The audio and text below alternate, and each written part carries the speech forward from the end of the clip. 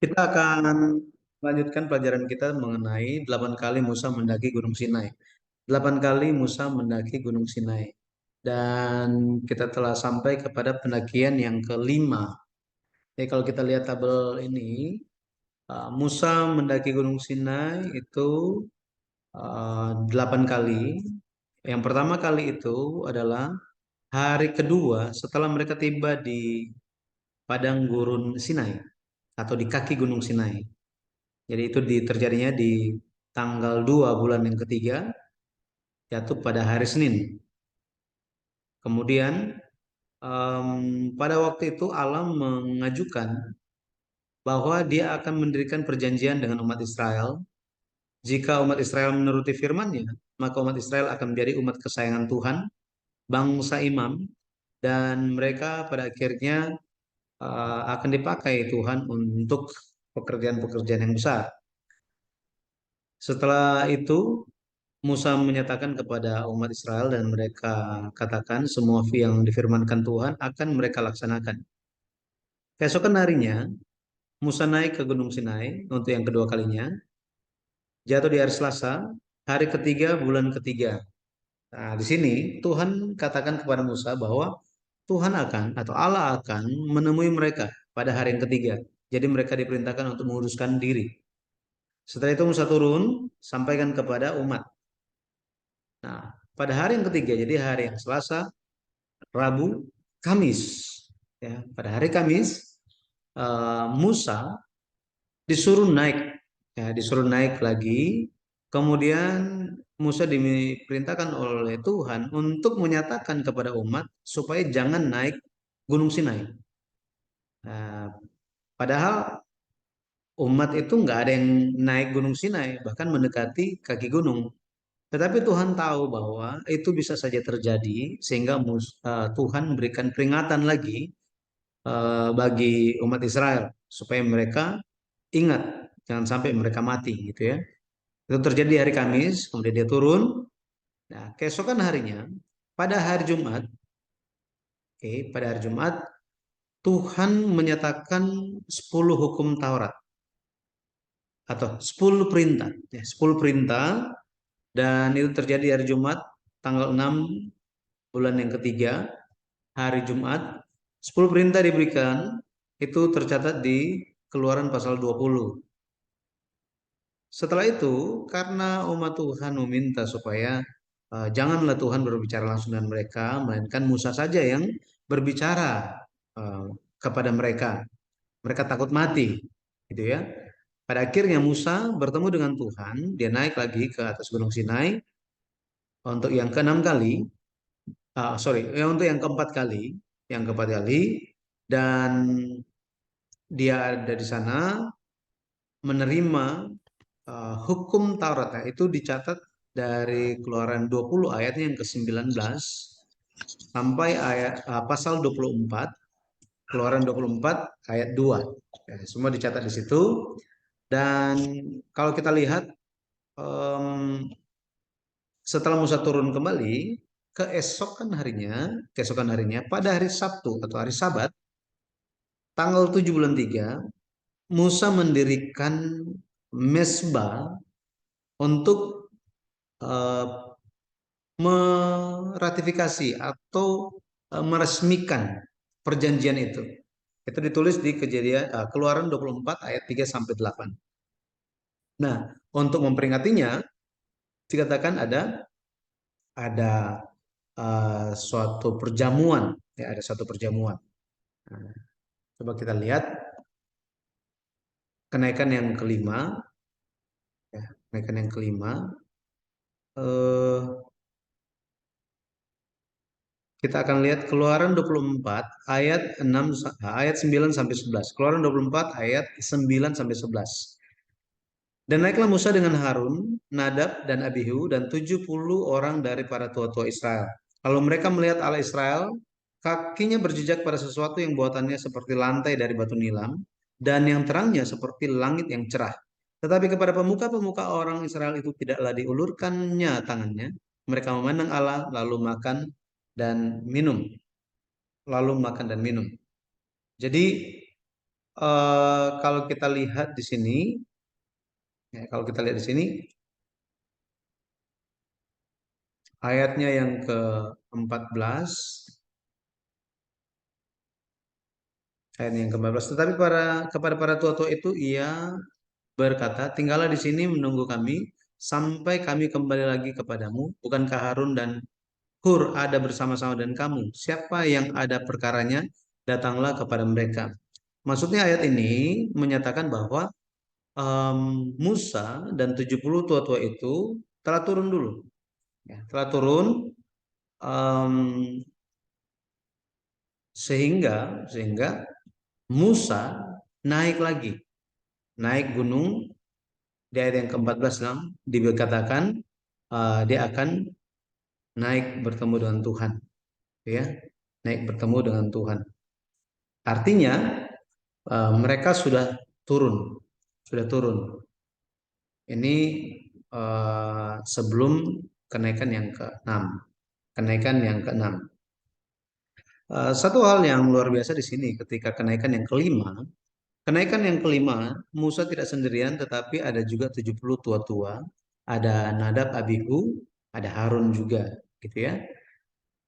Mereka dikatakan bahwa mereka itu melihat Allah, ya, melihat Allah. Melihat di sini menunjuk kepada em, benar-benar melihat dan mengenali apa yang dilihat. Maka kita bisa memahami bahwa 70 tua-tua dan Nadab Abihu, ya, Nadab Abihu dan juga em, Harun, mereka mengalami hal yang sangat mulia. Mereka bisa melihat Allah, gitu ya, melihat Allah, melihat kemuliaan Allah yang luar biasa. Padahal em, ketika manusia itu bertemu dengan Allah, melihat Allah, pastilah mereka mati. Tetapi dikatakan bahwa Allah tidak mengulurkan tangannya. Ayat yang ke-11. Tetapi kepada pemuka-pemuka orang Israel itu tidaklah diulurkannya tangannya. Mereka memandang Allah lalu makan dan minum. Ya, maka em, selama ini orang Israel yang diwakili oleh 70 tua-tua, mereka selama ini hanya mendengar tentang, oh, Allah nenek moyang mereka itu seperti apa. Eh, Musa menceritakan Allah itu seperti apa. Selama ini mereka hanya dengar, tetapi sekarang mereka melihat Allah, mereka mengenali Allah. Inilah Allah dari nenek moyang kita, Allah dari Abraham, Ishak dan Yakub. Mereka menyadari hal ini bahwa Allah itu bukan Allah nenek moyang mereka saja, tetapi telah menjadi Allah mereka.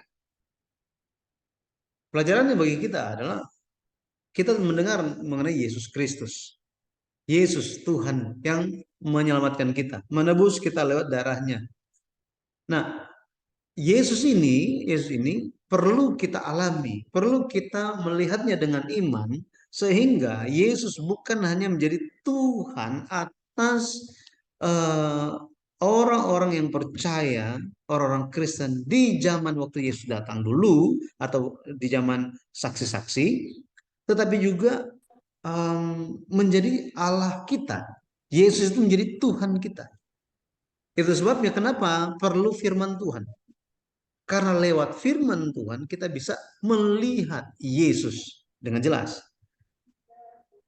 Yohanes 1 ayat 14 dikatakan firman itu telah menjelma menjadi manusia dan diam di antara kita. Penuh kasih karunia dan kebenaran.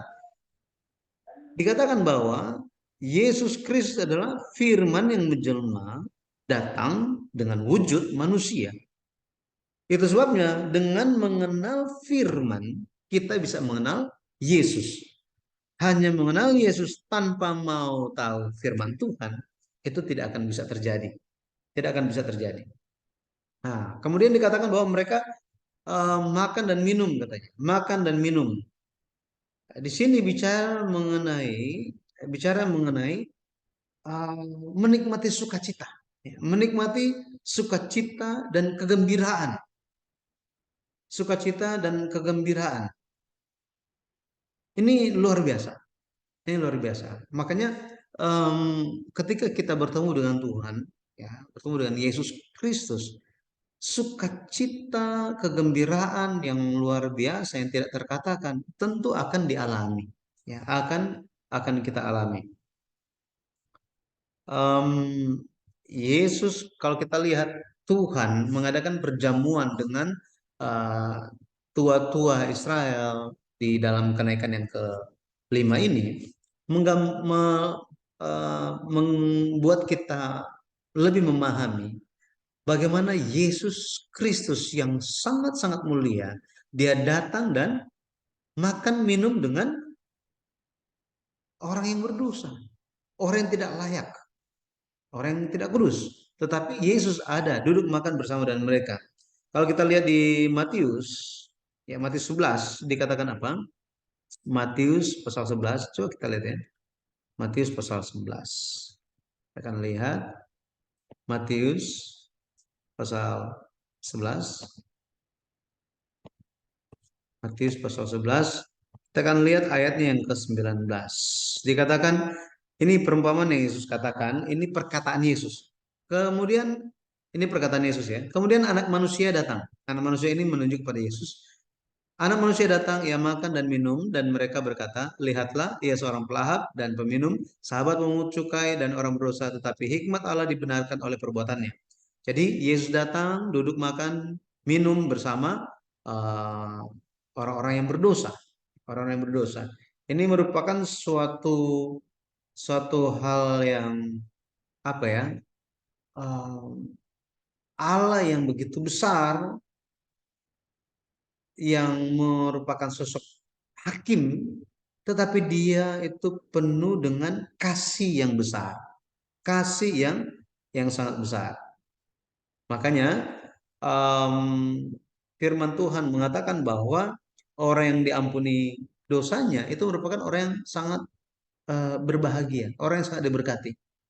Kita semua di dalam Yesus Kristus, kita semua adalah orang yang diberkati. Amin. Amin. Karena di dalam Yesus dosa diampuni. Dosa diampuni. Jadi seperti ini, pada akhirnya mereka turun setelah ada perjamuan dengan Tuhan. Mereka turun dan Musa katakan dia akan naik.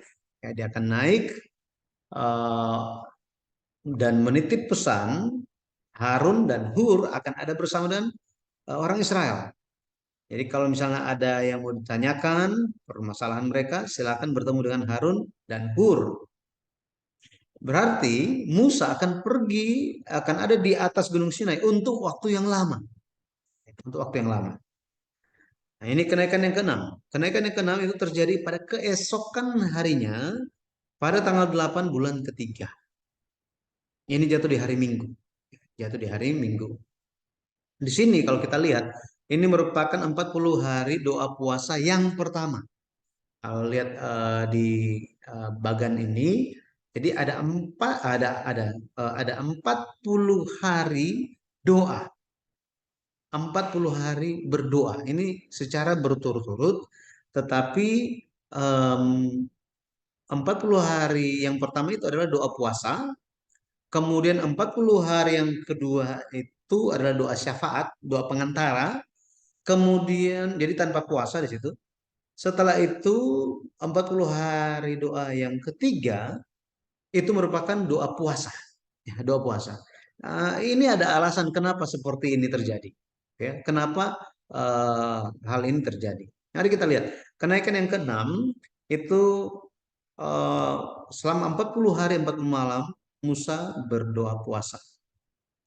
Keluaran 24 ayat 18. Masuklah Musa ke tengah awan itu dengan mendaki gunung itu, lalu tinggallah ia di atas gunung itu 40 hari dan 40 malam lamanya. 40 hari 40 malam namanya.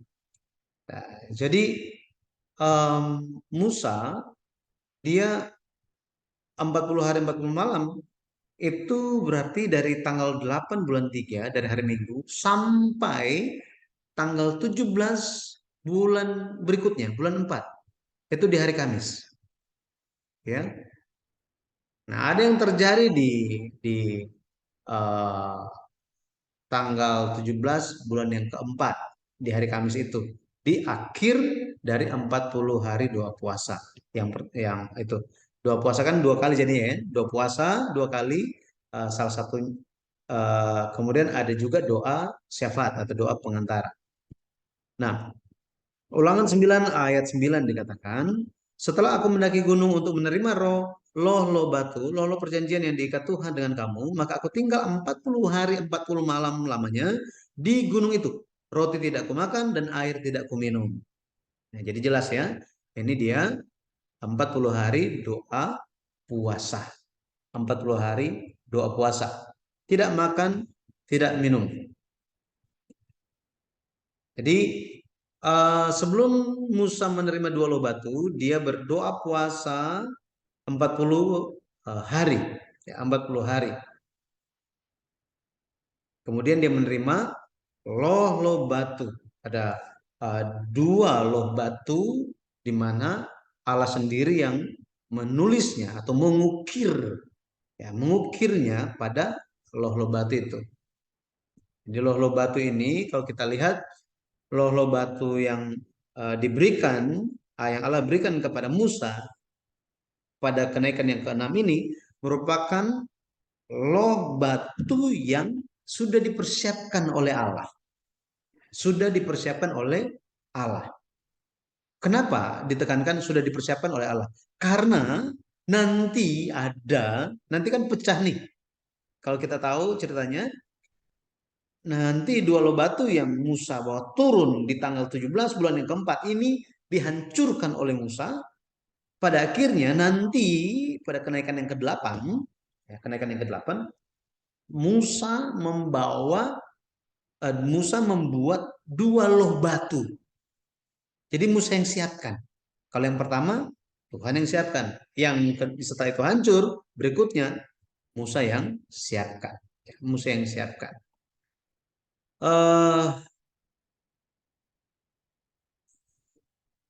Keluaran 32 ayat 16 dikatakan kedua loh itu ialah pekerjaan Allah dan tulisan itu ialah tulisan Allah ditukik atau diukir, dipahatkan pada loh itu. Dan kalau kita lihat yang terjadi ketika Musa pada hari terakhir dia ada di Gunung Sinai, di atas Gunung Sinai, yang sedang terjadi di kaki gunung itu bertolak belakang. Jadi di atas Gunung Sinai Musa sementara mempertaruhkan nyawanya menerima firman-firman hidup dari Allah untuk umat perjanjian. Di kaki Gunung Sinai apa yang terjadi?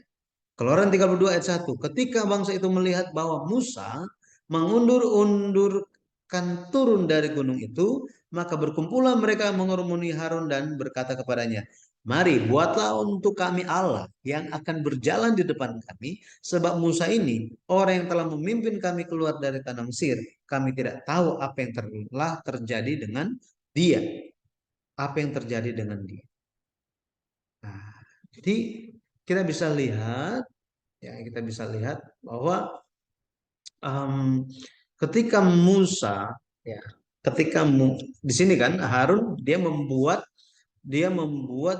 uh, patung lebu emas, kemudian orang Israel mulai menari-nari, mulai berpesta-pesta, mereka menyembah lembu emas itu.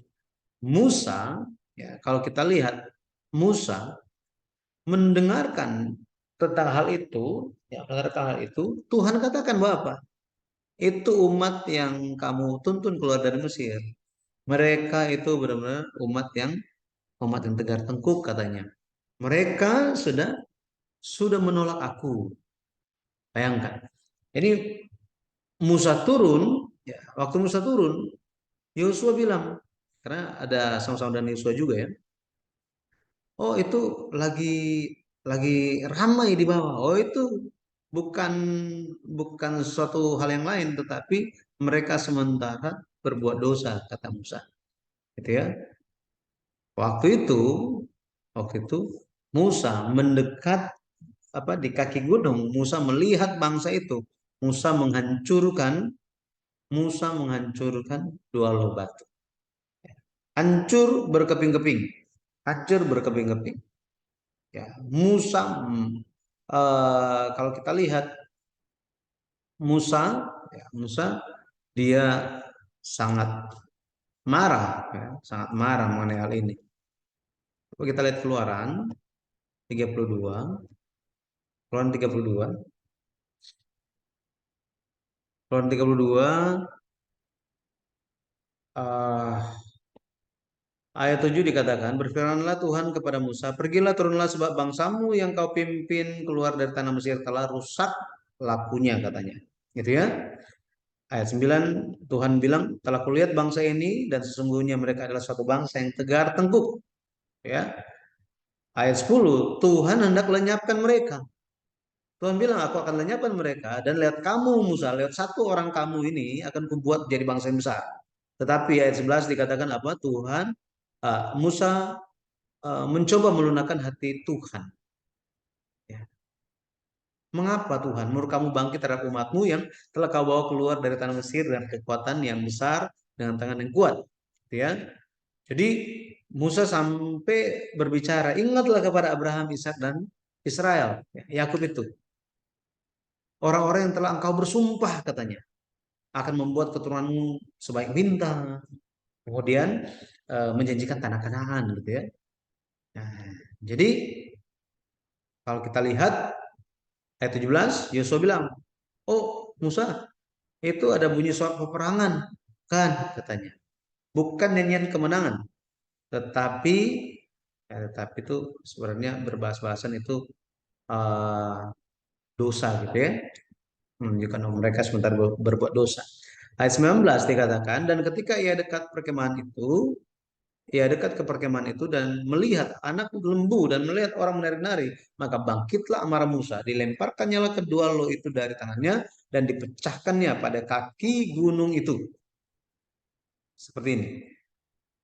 Jadi yang menjadi pertanyaan, kenapa Musa hancurkan ini? Betul ya? Kenapa Musa menghancurkannya? Nanti kalau ada kesempatan kita bahas mengenai hal ini. Khusus tentang membahas tentang dua loh batu gitu ya. Dua loh batu. Apa yang terjadi? Apakah tindakan tindakan Musa ini hanya amarah saja, hanya murka Musa saja, hanya seperti itu saja, atau ada satu alasan di balik tindakan Musa ini, ya? Apakah ada? Jadi secara khususnya, em, kalau jawabannya dikasih tahu langsung, sebenarnya dua loh batu itu merupakan tanda perjanjian itu diikat, ya, dokumen perjanjian. Dikatakan ada dua loh batu, isi dari loh batu yang pertama dan loh batu yang kedua itu sama. Bukan yang di satunya itu 1 sampai 5, kemudian yang di sebelah itu 6 sampai 10, bukan.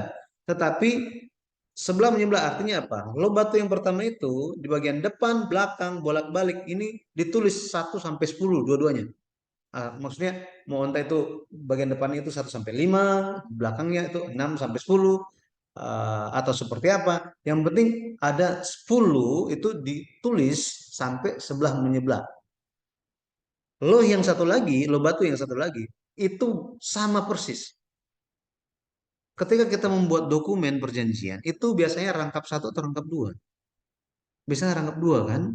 Jadi ada dua. Satu adalah milik pihak yang pertama, yang kedua itu adalah eh, dipegang oleh pihak yang kedua. Sama seperti itu, maka perjanjian Allah dengan umat Israel, mereka itu diikat dan menjadi tanda dokumen resminya itu adalah dua loh batu. Tetapi Musa menghancurkannya, artinya apa? Artinya perjanjian itu dibatalkan.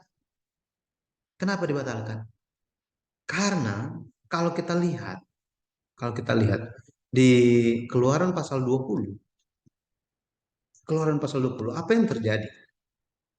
Apa apa yang bisa terjadi kepada orang yang menyembah berhala. Ya, menyembah berhala. Ayat yang ketiga dikatakan, jangan ada padamu Allah lain di hadapan. Ayat yang keempat, jangan membuat bagimu patung yang menyerupai apapun yang ada di langit di atas, yang ada di bumi di bawah, atau yang ada di dalam air di bawah bumi. Jangan sujud katanya, menyembahnya atau beribadah kepadanya, sebab aku Tuhan Allahmu adalah Allah yang cemburu, yang membalaskan kesalahan bapa kepada anaknya, kepada keturunan yang ketiga dan keempat dari orang-orang yang membenci aku. Tetapi aku menunjukkan kasih setia kepada beribu-ribu orang, yaitu mereka yang mengasihi aku dan yang berpegang pada perintah-perintahku. Jadi di sini ada peraturan di dalam 10 perintah yang sementara dipegang oleh Musa, berisi bahwa apa? Bahwa Allah akan membalaskan kesalahan. Allah akan menghukum umat Tuhan itu yang melakukan pelanggaran, menyembah uh, Allah lain, yang menyembah patung katanya. Itu sebabnya Musa dengan tindakan yang menghancurkan dua loh batu itu, perjanjian itu seperti apa? Hancur, tidak berlaku. Ya, tidak berlaku. Ya, setelah Musa, jadi kalau kita lihat Musa melakukannya itu karena kasihnya bagi umat Tuhan. Ya, karena kasihnya bagi umat Tuhan. Setelah ini, Keluaran 32 ayat 26 sampai 28 dikatakan, maka berdirilah Musa di pintu gerbang perkemahan itu serta berkata, siapa yang memihak kepada Tuhan datanglah kepadaku, lalu berkumpullah kepadanya seluruh Bani Lewi. Dan berkatalah ia kepada mereka, beginilah firman Tuhan Allah Israel. Baiklah kamu masing-masing mengikatkan pedangnya pada pinggangnya dan berjalanlah kian kemari melalui perkemahan itu dari pintu gerbang ke pintu gerbang, dan biarlah masing-masing membunuh saudaranya dan temannya dan tetangganya. Bani Lewi melakukan seperti yang dikatakan Musa, dan pada hari itu ketewaslah kira-kira 3.000 orang dari bangsa itu. Jadi suku Lewi, anak-anak Lewi atau keturunan Lewi taat kepada perintah dari Musa, kemudian 3.000 orang mati pada hari itu. Pada hari itu. Baru setelah ini murka Allah berhenti. Baru setelah ini murka Allah berhenti. Makanya kalau kita lihat di dalam sensus pertama di kitab bilangan gitu ya. Sensus pertama dan sensus kedua, ada suku-suku yang jumlahnya itu menurun dahsyat, bahkan tidak berkembang, tetapi mereka tidak berkembang, tidak bertambah, tetapi justru menurun. Itu gara-gara apa? Salah satu penyebabnya gara-gara peristiwa ini. 3.000 orang mati, gitu ya. 3.000 orang mati. Ini yang terjadi. Ya, 40 hari doa puasa yang dilakukan oleh Musa. Itu kenaikan yang keenam. Kenaikan yang ketujuh kalau kita lihat terjadi keesokan harinya pada hari Jumat. Jadi eh, kan tanggal 17 bulan 4 itu hari Kamis, Musa turun, Musa lihat dan Musa hancurkan dua loh batu itu. Suku Lewi taat perintah Allah, mereka membunuh 3.000 orang. Keesokan harinya pada hari Jumat tanggal 18 bulan yang keempat, Musa apa yang dilakukan? Apa yang dilakukan? Ya, Musa naik, naik dan bertemu dengan Allah.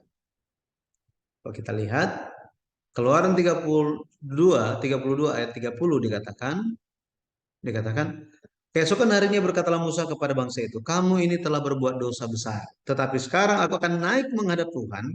Mungkin aku dapat mengadakan pendamaian karena dosamu itu. Jadi Musa naik untuk mereka. Di kitab Ulangan dikatakan, maka aku sujud di hadapan Tuhan 40 hari 40 malam lamanya aku sujud. Karena Tuhan telah berfirman akan memunahkan kamu. Jadi Musa naik. Musa naik. Tetapi kali ini dia doa pengantara. Dia doa pengantara. Dia um, dia tidak doa puasa, gitu ya. Tidak doa puasa. Ulangan 10 ayat 1 dikatakan, pada waktu itu berfirmanlah Tuhan kepadaku, pahatlah dua loh batu yang serupa dengan mula-mula, um, dengan yang mula-mula, naiklah kepadaku ke atas gunung dan buatlah sebuah tabut dari kayu. Jadi di sini seperti tadi yang dikatakan, dua loh batu yang pertama yang Musa hancurkan itu Tuhan yang siapkan loh batunya. Tetapi sekarang perintah Tuhan apa? Setelah Tuhan memberikan pengampunan, ya Tuhan menerima doa perantara ini, doa syafaat ini, Tuhan tidak hukum, tidak punahkan Israel. Maka apa yang terjadi? Tuhan perintahkan Musa, Musa naik ke atas gunung lagi dan buat apa? Sambil membawa dua loh batu yang serupa katanya. Jadi ini perintah waktu uh, perintah nanti dia akan naik untuk yang ke-8 kali. Yang ke-8 kali. Oke. Em, jadi kalau kita lihat doa syafaat 40 hari lamanya itu berlangsung dari tanggal 18 bulan yang keempat hari Jumat sampai tanggal 28 bulan yang kelima ini jatuh di hari Selasa. Nah, jadi kalau kita lihat Musa Musa hari Kamis ya, pada hari Kamis pada hari Kamis kenapa di sini ada kenapa nggak keesokan harinya? Ini kan Selasa, Rabu, Kamis kan? Kenapa? Karena ada tugas mau ngapain katanya. Musa sekarang nggak bisa cuma naik begitu saja, tetapi harus apain? Harus membawa dua loh batu yang sudah dipahat dan suatu peti katanya atau kotak kayu, ya kotak kayu. Kita perlu mengerti di sini bahwa apa? Bahwa em, orang Israel belum membuat tabut perjanjian, gitu ya, belum membuat tabut perjanjian, tabut Allah itu belum. Jadi eh, Musa harus membuat dua loh batu harus dipahat, kemudian eh, kotak kayu atau tadi bilang peti. Nah, itu sebabnya dia turun gunung pada tanggal 28 bulan yang kelima di hari Selasa. Keesokan harinya tanggal 29 bulan yang kelima di hari Rabu, Musa bikin semuanya. Setelah dibuatkan, setelah selesai, keesokan harinya dia naik lagi. Dia naik. Dan waktu ini dia berdoa puasa. Dari tanggal 30 bulan yang kelima di hari Kamis sampai tanggal 10 bulan 7 pada hari Senin. Ini dia doa puasa. Ya, doa puasa. Doa puasa selama 40 hari lamanya. Ya, 40 hari lamanya. Maka em, kita bisa lihat, ya, kita bisa lihat Musa, ya Musa dia apa yang terjadi? Dia membuat kemah pertemuan, kemah pertemuan sementara, kemah pertemuan sementara. Dan ini kemah ini di luar, ya, di luar perkemahan Israel, di luar perkemahan Israel. Jadi Musa membuat semuanya itu di luar perkemahan Israel. Dia memotong, membuat loh batu, kemudian jadi banyak pekerjaan yang dia laksanakan gitu ya. Kalau kita lihat membuat batu itu, membuat loh batu itu bukanlah suatu pekerjaan yang mudah. Kenapa demikian? Em, kita kalau kita lihat loh batu, kata loh di situ, luah bahasa Ibraninya, ini menunjuk kepada batu yang tipis, batu yang tipis. Bayangkan zaman dulu belum ada mesin untuk memotong batu dengan begitu rapihnya, betul ya? Belum ada. Jadi mesti dipahat, pahat, pahat, pahat. Ketika pertama kali bikin, patah lagi, pecah lagi, sehingga harus dibikin berulang-ulang, sehingga perlu waktu, ya perlu waktu sampai seharian. Nah, em, pada akhirnya ya Musa dia naik. Nah, pada waktu itu kalau kita lihat Allah juga sampaikan tentang 3 hari raya, tentang hari Sabat, ditekankan lagi. Ya, tekankan lagi. Jadi Musa naik ke-8 kalinya ke Gunung Sinai, berdoa puasa 40 hari lamanya. 40 hari lamanya.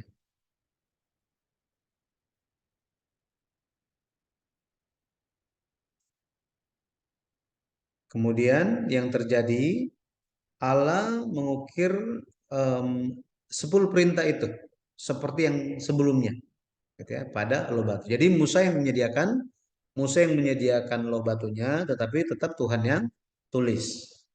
Tuhan yang tulis. Ya, pada akhirnya Musa turun itu, ya, Musa turun kapan? Tanggal 10 bulan 7 di hari Jumat. Nah, tanggal 10 bulan 7, tanggal 10 bulan 7 ini disebut juga sebagai hari pendamaian. Nah, ini ditetapkan menjadi hari pendamaian oleh Tuhan eh, di dalam hukum Taurat. Hari pendamaian. Kita bisa memahami kenapa? Karena Musa sekarang dia telah membawa dua loh batu yang baru. Dua loh batu yang baru yang berisi firman Tuhan. Tetapi lohnya itu dari siapa? Dari Musa. Tuhan tuliskan itu. Tuhan tuliskan itu. Em, mengenai hal ini, kalau kita lihat, kalau kita lihat Musa turun. Ketika Musa turun,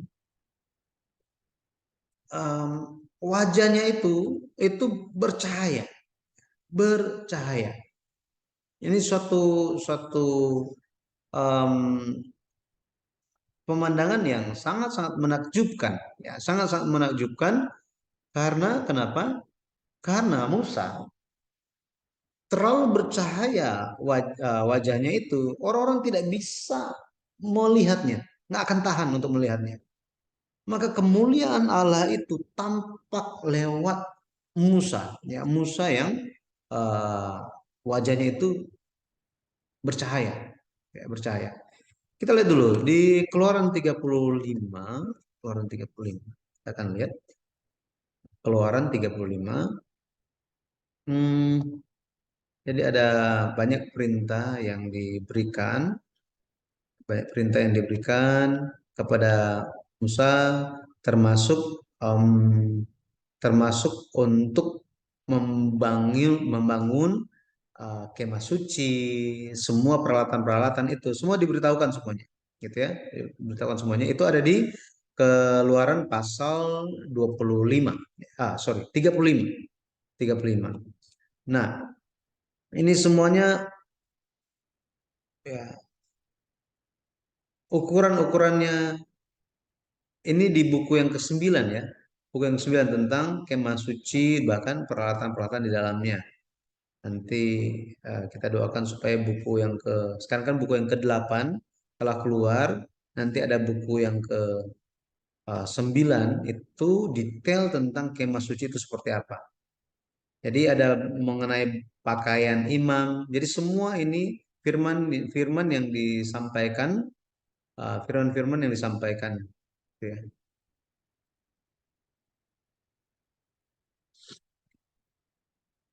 Oke, jadi Allah bicara seperti apa tentang hal ini?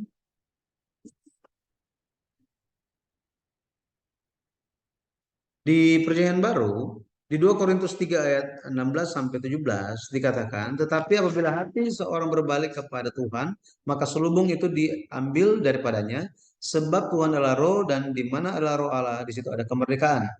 Di sini menyatakan menyatakan di sini menyatakan bagaimana Allah melihat bahwa ketika hati umat Israel itu mereka berbalik kepada Tuhan, mereka itu bisa menerima kemuliaan Tuhan, ya, menerima kemuliaan Tuhan.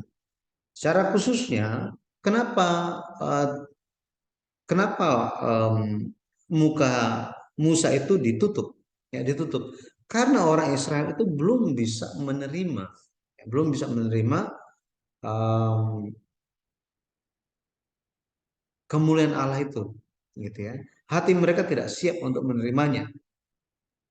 Tapi pada akhirnya lewat Yesus Kristus, lewat Yesus Kristus, ketika ada pendamaian di dalam Yesus Kristus, maka orang bisa bertemu dengan Allah secara langsung. Bertemu dengan Allah secara langsung. Roh Allah bisa berdiam di dalam dirinya. Makanya dikatakan ada kemerdekaan di mana Roh Allah berdiam. Ketika Roh Allah itu ada dalam kita, pada akhirnya kita akan kita akan menerima kemerdekaan, akan menerima kemerdekaan. Keluaran 34 ayat 35. Ini sebentar ya. Ini terlewatkan. Kita lihat Keluaran 34. Keluaran 34 ayat yang ke-35. Jadi apabila orang Israel melihat muka Musa, maka kulit Musa bercahaya, bahwa kulit muka Musa bercahaya, maka Musa menyelubungi mukanya kembali sampai ia masuk menghadap untuk berbicara dengan Tuhan. Jadi um, Musa, ketika dia turun, mukanya itu bercahaya, orang-orang pada takut untuk melihat dia, gitu ya, takut untuk melihat dia. Makanya bagi bagi kita orang yang percaya hari ini, kepada kita yang hatinya berbalik kepada Tuhan, maka selubung itu akan dibukakan sehingga bisa bertemu dengan Tuhan secara langsung. Artinya apa? Hanya lewat pertobatan saja kita bisa kembali kepada Tuhan. Hanya dengan pertobatan pada akhirnya kita bisa diterima lagi oleh Tuhan. Hanya lewat pertobatan. Nah, jadi kiranya lewat kehidupan kita yang memperhatikan bagaimana usaha-usaha, bagaimana kehendak Tuhan untuk kita, pada akhirnya kita pun bisa melihat kasih Tuhan yang ingin membawa kita masuk ke dalam perjanjian, menjadi umat Tuhan. Tetapi untuk menjadi umat Tuhan, satu hal yang dia tuntut adalah apa? Menjauhi dosa. Dituntut pertobatan itu. Nah, Yesus Kristus menggenapi semuanya. Pada akhirnya bagi kita hari ini kita perlu senantiasa berdiam di dalam Yesus Kristus, mencari kehendaknya lewat firman-Nya. Pada akhirnya kita pun bisa kembali kepadanya. Ya. Ya, kiranya kita bisa terus mengikuti firman Tuhan sehingga kita bisa mengenal Tuhan dengan lebih jelas lagi. Jadi demikian pelajaran tentang 8 kali Musa naik turun Gunung Sinai. Nah, berikutnya kita akan mempelajari tentang isi dari um, uh, tiga kali Musa berdoa 40 hari lamanya. Ada yang doa puasa 40 hari, doa syafaat atau doa pengantara, kemudian doa puasa lagi. Ini kita akan lihat di dalam kesempatan selanjutnya. Oke, baik.